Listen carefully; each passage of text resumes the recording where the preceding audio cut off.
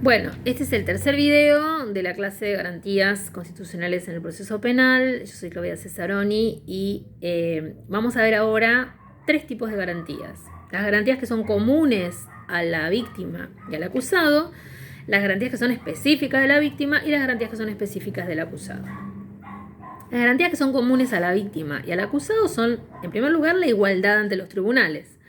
Es decir, el acceso a la justicia y la defensa en juicio debe ser, es una garantía básica que no debe tener ningún tipo de limitación basada en algún tipo de discriminación. Y esto está directamente vinculada con la garantía de imparcialidad de los jueces. Los jueces deben actuar frente a cualquier víctima sin hacer ningún tipo de discriminación en base a alguna de sus características de origen, de raza, de color, del lugar donde vive, etc. Y lo mismo con respecto a los imputados, ¿no? Esto está muy vinculado a lo que conocemos como el derecho penal de autor o el derecho penal de acto, ¿no? Digamos, se supone que todo esto tiene matices también, ¿no? Porque cuando hablamos de perspectiva de género en la justicia, estamos hablando de una cierta, uno podría pensarlo como una discriminación positiva, ¿no? Estoy tratando de plantear en algunos casos que tengo la obligación de que la justicia tenga perspectiva de infancia, ¿no? Entonces alguien podría decir, ¿y por qué tiene que tener perspectiva de infancia? Si ese tipo ya tiene 30 años. Ah, bueno, pero cometió el delito cuando tenía 17.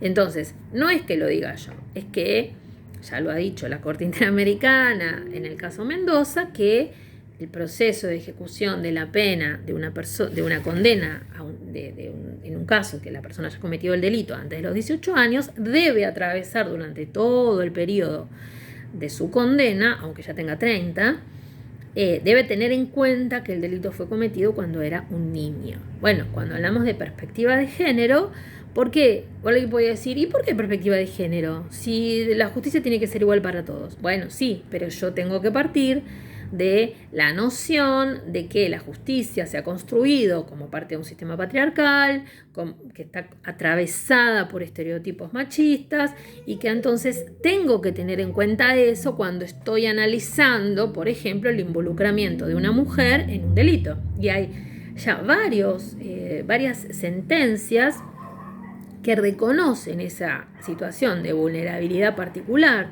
de una mujer, por ejemplo, en casos de narcotráfico, con su compañero, como para, por ejemplo, perforar el mínimo de la pena, ¿no? Hay un caso, que después lo podemos compartir, en el que un tribunal federal de Córdoba hace lo que se llama perforar el mínimo de la pena, porque entiende que la mujer, porque si no le tenía que condenar a 4 años, porque el mínimo de el delito de comercialización de estupefacientes son 4 años.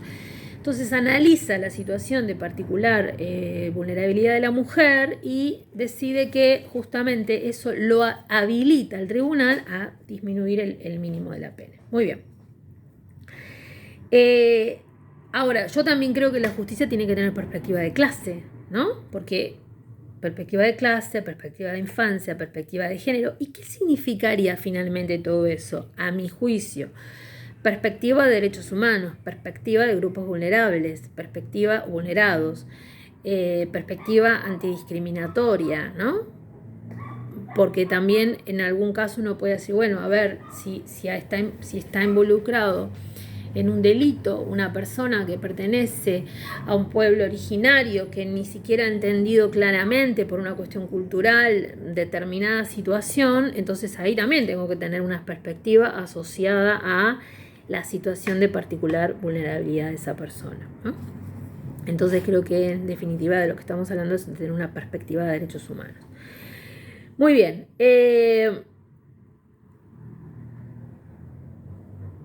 Para asegurar este principio de igualdad y de no discriminación, porque acá juegan el principio de dignidad personal, el principio de igualdad ante la ley y el principio de no discriminación.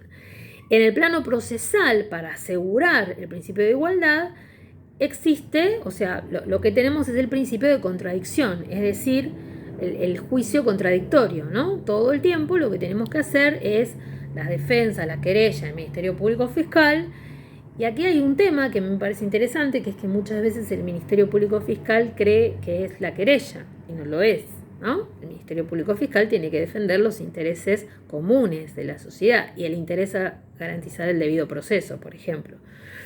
Entonces, a veces eso puede implicar no seguir el reclamo de la querella. Por ejemplo, en el caso Bloomberg, la querella le niega a uno de los acusados, que era menor al momento de los hechos, el ejercicio de cualquier derecho. La Fiscalía, lamentablemente, acompaña esas peticiones en vez de garantizar los derechos de la ejecución de la pena.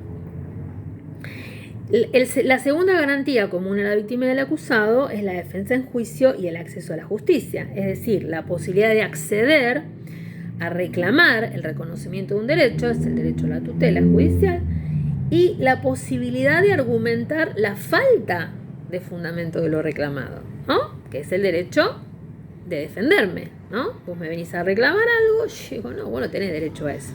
No estamos hablando acá solo del tema penal, ¿no? Sino en general puede exceder lo penal. Y acá insisto, otra vez, el Ministerio Público Fiscal tiene el deber de defender los intereses de la comunidad, defender la legalidad, eso es muy importante, ¿no? El deber del Ministerio Público Fiscal es la defensa de la legalidad, no la defensa de los intereses de la víctima ni del acusado, sino de la legalidad. Ahí tenemos el artículo 18, es inviolable la defensa en juicio de la persona y de los derechos. ¿Cómo se garantiza o cómo se debería garantizar la imparcialidad de los jueces, la garantía de imparcialidad? Bueno, los jueces deben ser designados por medios constitucionales, los jueces el juicio a una persona debe realizarse en tribunales previamente creados para juzgar delitos, no a posteriori. En la historia argentina tenemos un ejemplo que es el llamado Camarón, que funcionaba en el año 72, que se creó especialmente para juzgar delitos cometidos por delincuentes subversivos. Entonces eso era ilegal porque era un tribunal especial, ¿no? Con una direccionalidad específica. Debe decidir en base a las pruebas ofrecidas. Yo les mandé un caso en el que esta garantía no se cumple, que es el caso de una persona que estuvo 2 años presa porque una prueba ni siquiera se había mirado y se lo tuvo privado de libertad hasta el momento del juicio sin mirar esa prueba. Las decisiones deben ser revisadas en instancias superiores. Sus decisiones no pueden ser revisadas por otro poder. Acá hay una excepción, que es el indulto, que a veces funciona como una manera de subsanar un error judicial y es una gracia que tiene el presidente o los gobernadores, es discutible, pero cumple esa función y es constitucional. Y está reconocida esta garantía de imparcialidad de los jueces en la regla 8.1 y la Declaración Universal de Derechos Humanos en el artículo 10.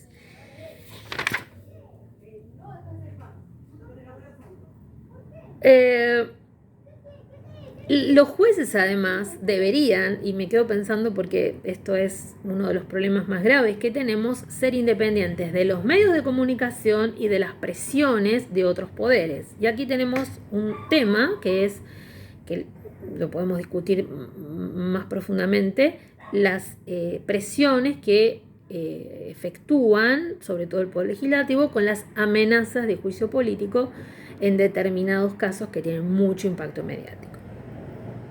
Esto es una enunciación, después la idea es profundizar cada uno de estos temas. Luego encontramos los derechos de la víctima y los derechos del acusado, pero como esto es bastante extenso, le vamos a dedicar un cuarto video.